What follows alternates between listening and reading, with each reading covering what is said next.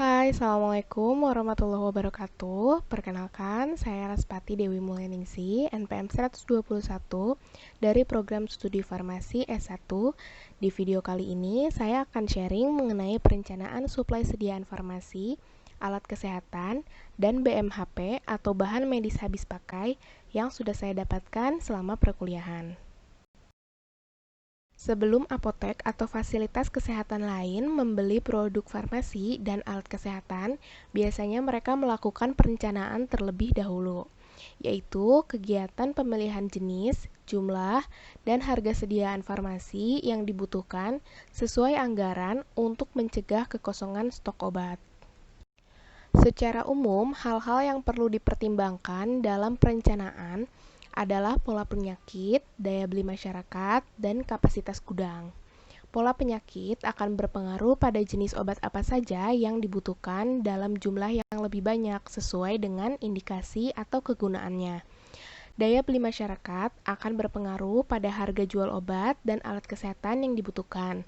Sedangkan kapasitas gudang akan berpengaruh pada jumlah barang yang dapat dimuat di fasilitas kesehatan agar tidak berlebih. Dalam melakukan perencanaan, kita bisa menghitung kebutuhan dengan 3 metode. Perhitungan ini bertujuan untuk mencegah kelebihan stok maupun kekurangan stok. Pertama, perhitungan dengan metode konsumsi.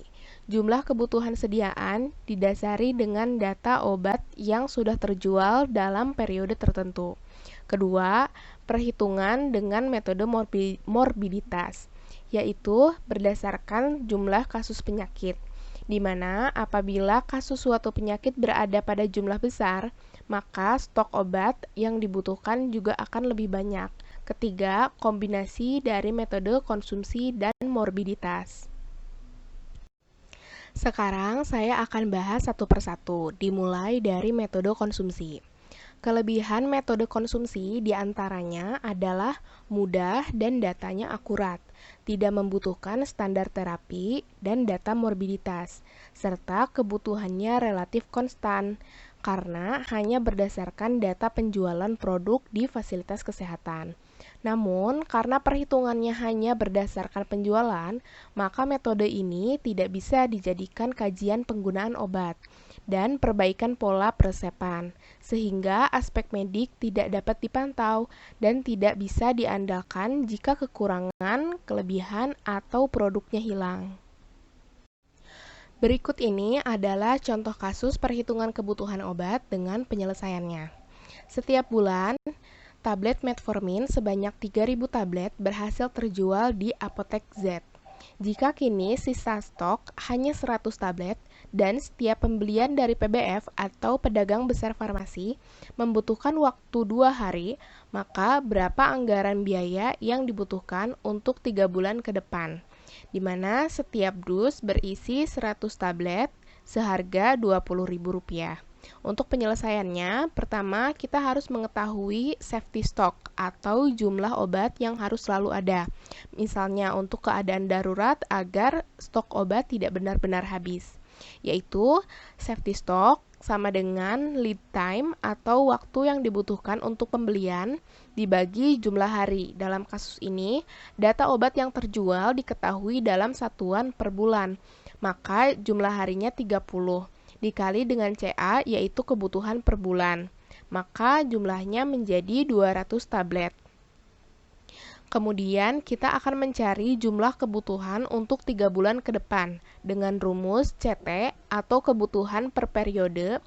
Dalam hal ini 3 bulan sama dengan CA dikali T atau lama periode yang dicari ditambah safety stock dikurangi sisa stok.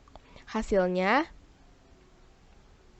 CT sama dengan 3.000 kali 3 bulan ditambah 200 dikurangi 100 tablet, sama dengan 9.100 tablet atau sebanyak 91 dus. Maka anggarannya dikonversi dengan biaya per dus sebesar Rp20.000, maka total biaya yang dibutuhkan adalah Rp1.820.000. Metode selanjutnya adalah metode morbiditas. Seperti yang sudah disinggung sebelumnya, metode ini didasari oleh jumlah kasus penyakit tertentu. Maka perhitungan dengan metode ini menghasilkan kebutuhan obat mendekati kebenaran. Dalam metode ini juga memungkinkan melakukan program usaha perbaikan pola penggunaan obat, karena datanya dapat dievaluasi dan didukung standar terapi. Namun, data kebutuhan obat tidak bisa diperoleh dengan mudah seperti metode konsumsi. Dibutuhkan waktu, keterampilan, dan sistem pencatatan yang baik. Variasi obat yang digunakan juga sangat luas, serta rentan terkena stock out atau kehabisan stok jika terjadi wabah. Berikut adalah langkah-langkah dalam melakukan metode morbiditas.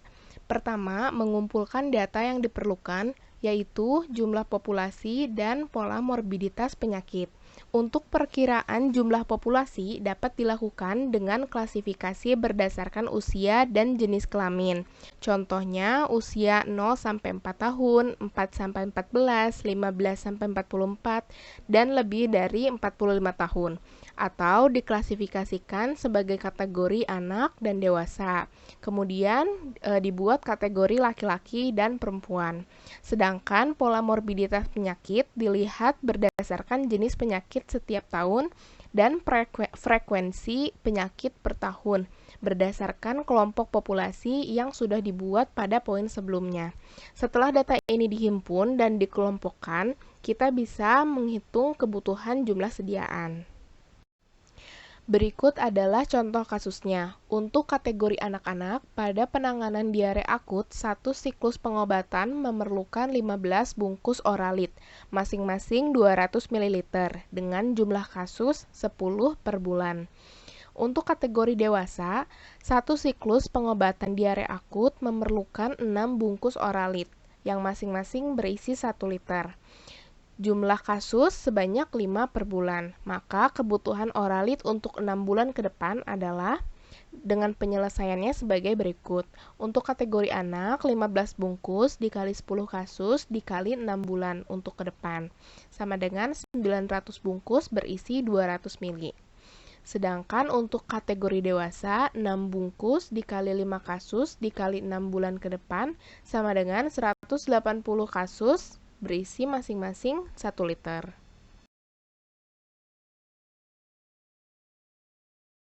Selanjutnya ada analisis rencana kebutuhan. Analisis ini dapat membantu kita untuk mempertimbangkan obat mana saja yang lebih diprioritaskan stoknya. Caranya dengan mengklasifikasikan jenis-jenis obat berdasarkan kategori tertentu yang akan saya bahas di slide-slide selanjutnya. Secara garis besar, analisis rencana kebutuhan ini dibagi menjadi 3, yaitu analisis ABC, analisis VEN, dan kombinasi dari ABC dan VEN. Klasifikasi berdasarkan analisis ABC dilakukan dengan melihat data penjualan. Tujuannya untuk menjamin ketersediaan obat dan efisiensi anggaran. Pada analisis ABC, obat dikategorikan menjadi kategori A, B, dan C. Kategori A adalah kelompok untuk sediaan farmasi yang jumlah nilai rencana pengadaannya menunjukkan penyerapan dana sekitar 70%. Sedangkan B sekitar 20%, dan untuk kategori C sekitar 10%. Analisis ini membantu kita mencegah pembelian obat kategori C terlalu banyak sehingga siklus dana tetap berjalan. Sedangkan pada analisis VEN, obat diklasifikasikan berdasarkan manfaat terhadap kesehatan. Untuk kategori V atau vital adalah kelompok sediaan farmasi yang bersifat life-saving. Contoh, obat shock anafilaksis. Untuk kategori E atau esensial adalah untuk kelompok sediaan farmasi yang bekerja pada sumber penyebab penyakit dan paling dibutuhkan dalam pelayanan kesehatan, contohnya analgesik, antikonvulsan, dan antidiabetes. Kemudian kategori N adalah atau non-esensial untuk kelompok sediaan farmasi yang bersifat penunjang dan untuk mengatasi keluhan ringan, contohnya suplemen. Berikut ini adalah kombinasi dua cara analisis sebelumnya, atau kombinasi ABCVEN. Obat-obat yang termasuk dalam kategori merah akan lebih diprioritaskan. Kemudian baru ke kategori kuning, kemudian kategori hijau. Apabila dengan analisis ini anggaran masih belum tercukupi, maka reduksi dapat dimulai pada kategori AN, yaitu non-esensial dan menyerap dana sampai 70%. Kemudian kalau masih belum tercukupi, dapat dilanjutkan ke kategori BN dan CN. Pendekatan selanjutnya akan sama apabila harus mereduksi kategori E. Maka yang didahului adalah AE, kemudian BE, dan CE.